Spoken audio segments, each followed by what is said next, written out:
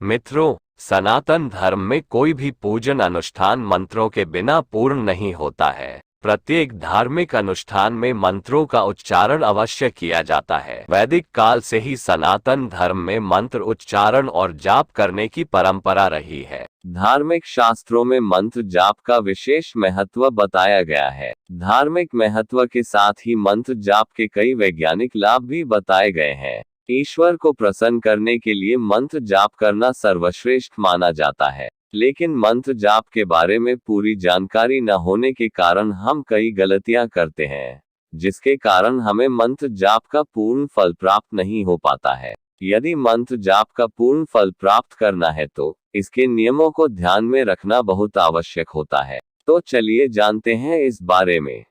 तो मित्रों, वीडियो पूरी और ध्यान से देखिएगा, क्योंकि अंत में बहुत ही महत्व की बातें हैं।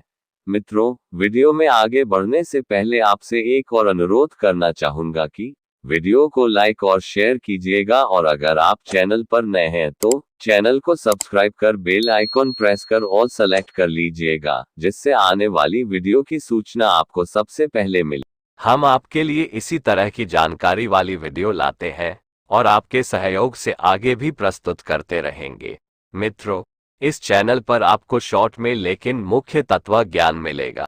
मित्रों, मंत्र जाप का विज्ञान बहुत रहस्यों से भरा है। सनातन संस्कृति के धर्मशास्त्रों में वैदिक मंत्रों का काफी गुणगान किया गया है। मंत्रों को देववाणी बताकर उनके जाप से जीवन के उत्थान की बात कही गई है। शास्त्रों में कहा गया है कि मनः तारयति इति मंत्रः, अर्थात मंत्रों में वह शक्ति होती है कि वो मानव के मन को शुद्ध करके मानव को तार देते हैं। हर देवी देवता के अपने मंत्र होते हैं और उनके स्मरण मात्र से मानव का उन्नति होता है और उनके लिए सफलता के द्वार खुलते हैं। मित्रों, पहले हमें ये जान लेना जरूरी है कि मंत्र मुख्य रूप से कितने प्रकार के होते हैं। वैदिक शास्त्रों में मंत्रों को मुख्य रूप से 16 भागों में विभक्त किया गया है।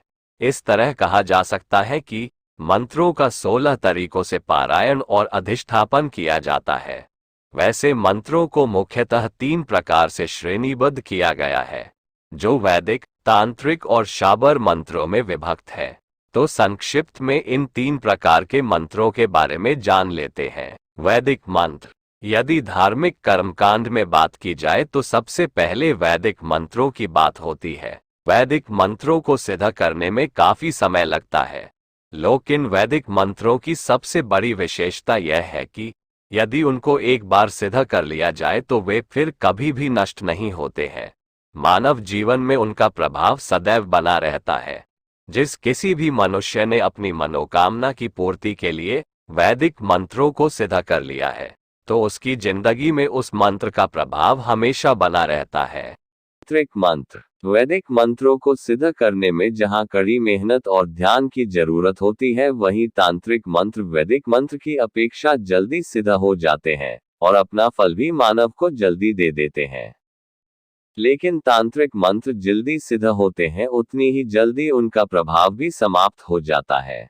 जितनी जल्दी तांत्रिक मंत्र अपना असर दिखाते हैं, उनकी शक्ति भी उतनी जल्दी क्षीण हो जाती है। तांत्रिक मंत्रों का प्रभाव वैदिक मंत्रों की अपेक्षा कम समय तक बना रहता है। शाबर मंत्र। वैदिक और तांत्रिक दोनों मंत्रों से शाबर मंत्र अलग होते हैं। पर मंत्र बहुत जल्द सिद्ध हो जाते हैं, यानी वह जातक को अपना प्रभाव जल्द देते हैं। ये मंत्र शीघ्र सिद्ध होते हैं, इसलिए इनका प्रभाव भी ज्यादा देर तक नहीं रहता है।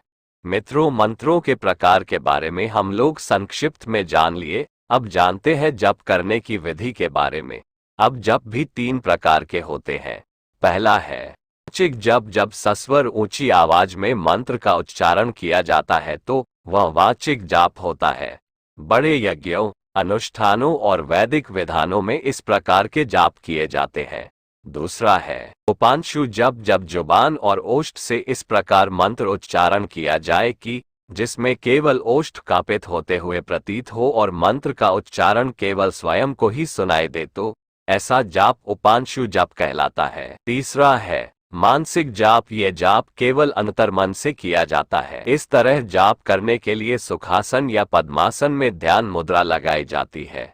लेकिन शास्त्रों में ये भी कहा गया है जबकि मानसिक जप के लिए कोई बंधन नहीं होता। जब जाप नाभि कमल में अपने आप होने लगे तो यह उत्तम स्थिति होती है। जब तक अपने आप नहीं हो रहा तो आप प्रयत्न करते रहें। इस जप में आवाज नहीं निकलनी चाहिए और होठ भी नहीं हिलना चाहिए। इस तरह का जाप आप सोते, बैठते, खाते, पीते, शुद्ध अशुद्ध, दिन या रात, कभी भी किसी भी अवस्था में कर सकते हैं। वैसे शास्त्रों के अनुसार मंत्र जाप के कुछ नियम हैं जिनका पालन करना चाहिए, लेकिन इन नियमों के डर से आप मंत्र जप ही न करें तो ये बहुत ही हानिकारक बात होगी। आप बहुत से उपलब्धियों से वंचित रह जाएंगे। अगर आप सच्चे मन से स्वयं और समाज के कल्याण के निहित जप कर रहे हैं तो इसमें छोटी मोटी त्रुटियां क्षम्य है। जितना हो सके उतना नियमों का पालन जरूर करें। मंत्र जाप से पहले शुद्धि आवश्यक है, इसलिए दैनिक क्रिया से निवृत्त होने और स्नानादि करने के पश्चात ही जाप करना चाहिए। जाप के स्थान को भी भलीभांति साफ कर लेना चाहिए और एक स्वच्छ आसन पर बैठकर ही जाप करना चाहिए। जाप के बाद आसन को इधर उधर नहीं छोड़ना चाहिए और न ही पैर से हटाना चाहिए। आसन को एक जगह संभाल कर रख देना चाहिए। मंत्र जाप के लिए कुश का आसन उत्तम माना जाता है, क्योंकि कुश ऊष्मा का सुचालक है, जिससे मंत्र जाप करते समय ऊर्जा हमारे शरीर में समाहित होती है। साधारण रूप से जाप करने के लिए तुलसी की माला उत्तम रहती है, लेकिन यदि किसी कार्य सिद्धि के लिए जाप किया जाए तो उक्त देवी देवता के अनुसार ही माला लेनी चाहिए। जैसे भगवान शिव के लिए रुद्राक्ष तो लक्ष्मी जी के लिए स्फटिक या कमलगट्टे की माला श्रेष्ठ मानी जाती है। मंत्र जाप करने के लिए एक शांत स्थान को चुनना चाहिए ताकि जाप में किसी प्रकार की कोई बाधा न पड़े और ध्यान न भटके। जाप करने के लिए प्रातः काल का समय सबसे उत्तम रहता है, क्योंकि इस समय वातावरण शांत, शुद्ध और सकारात्मक रहता है। वैसे त्रिकाल संध्या का विधान भी है। सुबह ब्रह्म बेला, दोपहर 12 बजे और संध्या काल गोधूली बेला को ये त्रिकाल संध्या होता है। यदि हमेशा जाप करते हैं तो प्रतिदिन एक ही स्थान और एक निश्चित समय पर भी मंत्र जाप करना चाहिए। प्रतिदिन जप एक निश्चित संख्या में होनी चाहिए। भले ही आप 54 मानकों की माला ही क्यों न करें या फिर 27 मानकों की माला से करें या फिर उंगली पर गिनकर करें, लेकिन जितना भी करें पूर्ण श्रद्धा भक्ति से करें। मंत्र जाप करते समय माला को खुला न रखें।